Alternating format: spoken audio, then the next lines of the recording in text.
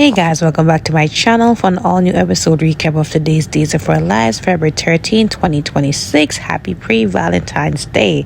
So this is supposed to be the Valentine's Day episode for Days, and it has its bits and pieces, but it's okay. It's an okay episode for Valentine's Day. So we start off with Gwen and Julie, and I always like when they put these two together because they're always cracking on each other and coming with the clapbacks. Now, Julie had to just, remind Gwen about her card being declined at her bookshop, and she said, laugh while you can, because I already started that out and I bought the book online, so I don't have to deal with, crappy salespeople. So anyways, she tells Julie that she needs to set up a podcast, about being, I guess, a crappy salesperson, or, I guess talking about nothing. That's what she was saying. A podcast trying to be negative about nothing, something like that. Can't remember exactly the title. And Julie was also saying the same thing to her. Basically start a podcast about having no kindness, no morals, no nothing, no qualities that are admirable, basically. So nothing annoyed me more than the teen scenes on today's Days. Like, I did not care for their little petty drama. And one of the scenes was with Holly and Ari, and Holly is just, nervous about this whole sorority thing, or trying off a sorority thing, and she's complaining and moaning and groaning about her face and if it's perfect enough, if she looks good enough, and blah blah blah. And Ari, I can tell Ari is getting annoyed too, because Ari is saying that, you look good, you're okay, and you have all the qualities, don't worry about it. I mean, I'm only joining this because you want to try out for this. And she said, maybe we need to not do it. And she said, it's okay, let's go forward. Now they go up there, and Holly is jittery, she's anxious, and that is because Sophia concocted this whole thing, gave the girl some antipsychotic drugs, and Holly doesn't know. She's none the wiser. She takes this pills because she thinks it's for her skincare, to make her skin look, exactly how it is supposed to be, right? So she goes and she embarrasses herself, makes a fool out of herself, because the leader of the sorority house, she was making jokes about Holly being the only one with a boyfriend and talking about how hot he is, and I bet you're not really into him for his brains or whatever, or if you don't want him, blah blah blah. So she was making some comments, and Holly started to act out and call the girl out of her name, and said to just stay away from her boyfriend. So she realized what she said, and she runs away embarrassed, and Ari was trying to just really calm down the situation. We'll get into that at some point, but again, these scenes really annoyed me. So Xander is speaking with Marlena for a bit. They're talking about their Valentine's Day plans, and he tells her that he took her advice. He's going to go to the golfing range and take all this frustration there, and she is proud of him for that. She also tells him that she also has plans, some Valentines meet up with Julie and Maggie. Now, at some point, they see Sarah and Maggie and Victoria across the square, and Maggie's saying, Sarah, you can you don't have to pretend because you saw Xander there. And she said, I know I saw Xander, just trying to not really face him. She wanted to go to a store instead, and Maggie's like, why don't you let Victoria see her father? And I'm just saying, it's just so stupid, because you already got full custody of the girl. Like, what's it for him to meet contact with his daughter? Or even Marlena was suggesting Xander go over there, because regardless of the custody arrangement, he still can have contact with her, just no visitations. And he said, all right, let me go do that. So they meet in the middle, and Marlena leaves to go to the Valentines thing, Maggie as well, and it leaves Xander and Sarah to talk briefly. So Xander get to speak with his daughter and give her some gifts, and turns out Victoria cannot eat chocolate, it upsets her stomach, so Sarah takes it, and Sarah's like, why does this remind me of something that I would like? And he said, it wasn't really just a coincidence, but I can remember that we did share something in common, this chocolate cake, and there was a flashback with him and Sarah when Sarah, I guess, was proposing to him with the chocolate cake, if you remember that scene. And somehow she gets teary-eyed about it, and she says she has to go, and they wish each other happy Valentine's Day. Now, Xander does go out to the golfing range, and he meets, a friendly ex from the past. But before we get to there, we have to talk about Brady finally getting a place of his own, finally growing up and finding his own place. And Tate is there to help him do some arrangements, bring in Rachel's creepy snake. And Tate is happy that Rachel is home, and he's glad that everything worked out. And Brady said, not quite. She's only home because Kristen took her out without my consent. Because she has full custody, she can, afford to do these things. But I wish she would have just given me the benefit of just, consulting with me before. And Tate is upset on his behalf. And he said, we're just trying to get along for Rachel's sake, because I can't bring her to court to fight for full custody, because again, there's a possibility that I might lose, and then Rachel will be affected in the long run, and we don't want to be at each other's throats. We need to be amicable for her sake, and because of that, I am gonna get joint custody on one condition, that Kristen moves in here. And Tay's like, really, Dad? Really? We're going through this again? And he said, it's only temporary. It's for a month, and I promise you we're not getting back together. I already let Justin put that in the agreement that we're not being in a relationship, and I'm gonna tell Rachel once I get a chance that it's never happening. Kristen already knows. And I'm like, really, Brady? Because Kristen is just gonna just take your word and not do nothing, not push boundaries. We already know how this is gonna go. You're a weak man. You're gonna cave in at some point. So this is where Tate gets it from. This is why Tate acts how he acts and is a whiner, because of his dad. Right? Brady can swear up and down that they're never getting back together and things are not going to work out with them. Come on now. Between Kristen pushing up herself and Rachel asking for you guys to be together, and at some point you're going to cave in, because this is who you are. You've been like that since the day you entered Salem. Like, we know your track record, Brady. Like, you're going to cave in at some point. I'm not believing anything. What about you guys? And Sophia just has to prove that she has to be not the only one miserable on Valentine's Day, because she's just that pathetic of a person. She's there thinking about the drugs she gave to Holly and how it's gonna mess up her life, her personal life, her getting into this sorority house. And the doctor startles her, and she's like, Sophia, what are you up to? So she claims to be reading a book. She shows her a book, and she's like, oh, I'm sorry to startle you, but you have to build back trust with me, especially that I found out that you sent a note to Rachel after you told not to. And she wrote another note and said that Rachel is gone and her mom took her out, unbeknownst to the doctor. How is this doctor so unaware of what's going on in her own institution? I don't understand. She's just very nonchalant about certain things. Like, no wonder certain things are happening under her nose.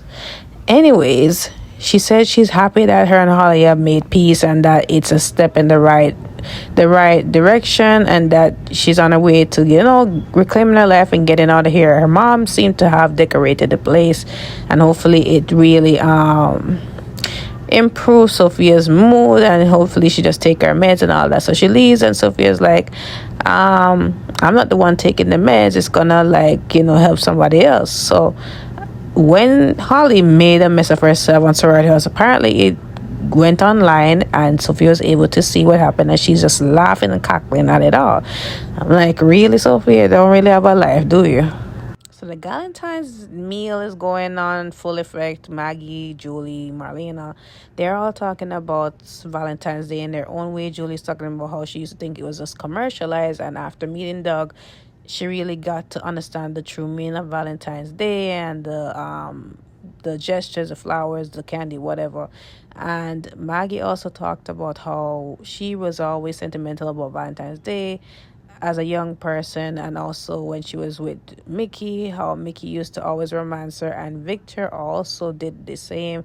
And Julia's like, you bring out the best in Victor, right? Marlena, they talked about Marlena and how John would also be romantic with her and, surprise her with the strawberries and whipped cream. And she said she thought that he would be around for this Valentine's, given that the last time he sent that was over the Christmas holiday, and she really thought she would be celebrating Valentine's Day with him. So it's still fresh in her mind.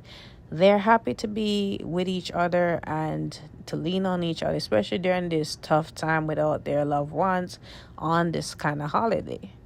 They also talk about, what's going on in their own respective houses, that, certain loved ones have, leave the nest. And Julie talked about Chad leaving with the kids and Jeremy as well.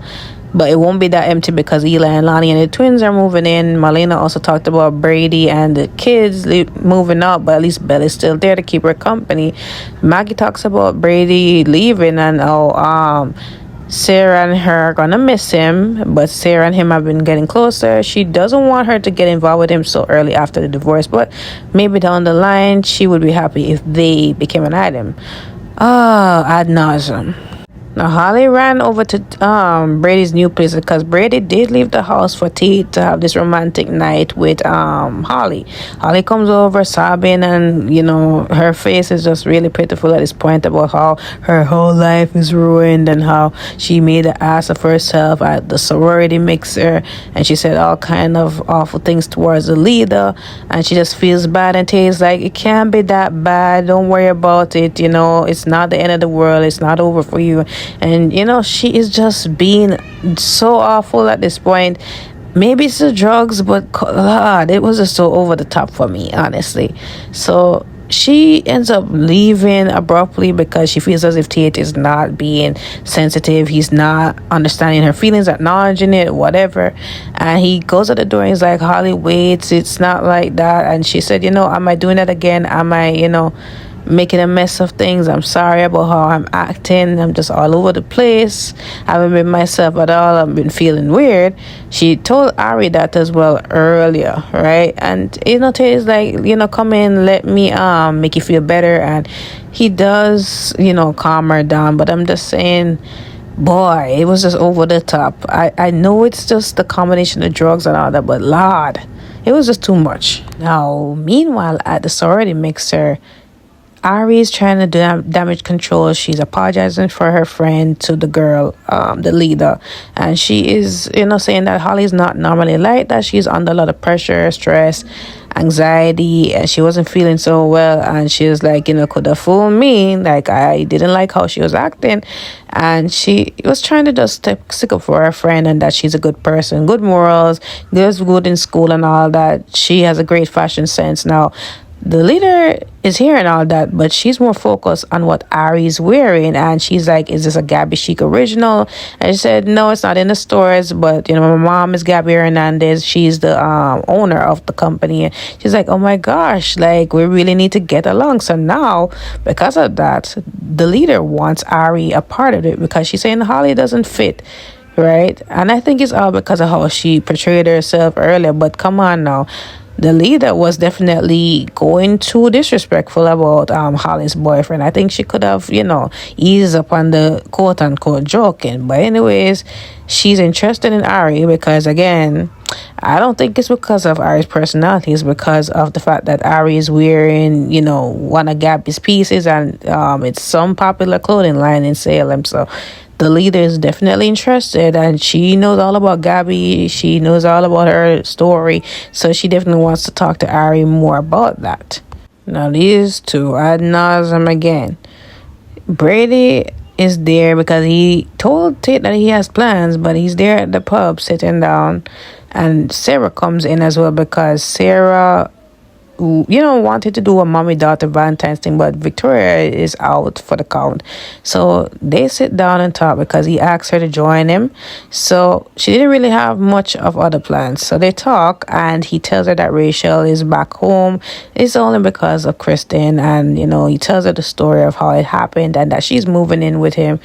and it's only for a month, and he told her already that they're never getting back together, and he made it clear. And she's like, does Kristen even know what boundaries is? Are you sure that's gonna be how you want it to be? And he's certain that it's gonna happen, but she's laughing at the fact that Kristen wormed her way in, and how that's gonna be with Brady for a month. And she's finding it very hilarious, and Brady's saying it's not really funny, I'm trying to be serious. But on the note of them, he said that he had some flowers for her, but he decided against it because he didn't want to overstep. She also told him about running into Xander, how Xander was behaving. I hate when she mentioned Xander is behaving like he's some animal or something. I hate when she does that. So she's saying how he was nice to her and Victoria, and she felt emotional about it for some reason, and he understands. He talks about them, and he's saying that he didn't want to bring the flowers because he doesn't want to overstep, but at the same time he wants them to be more than friends. He has feelings for her, and here we go. When Brady has feelings for a girl, we all know how he gets and how he neglects his children in the process and behaves like a total ass. But yeah, we know where this is going. Anytime Brady's involved with a new lady, it's very nauseating. But these two, to put them together, whose bright idea was this? Who came up with the idea that, okay, Brady and Sarah need to be closer than friends? Because it just doesn't work. They don't match. They don't have no chemistry. They're just, nauseating. Now, remember when I said Xander, was at the golf range and he did meet an ex of his past? That was Gwen. So Gwen was there also thinking the same thing, to just let out some anger, some frustration on the golf range. And Xander is not swinging well, and the ball or whatever hits her golf cart or the windscreen. So he tells her that it was him and he's sorry about that.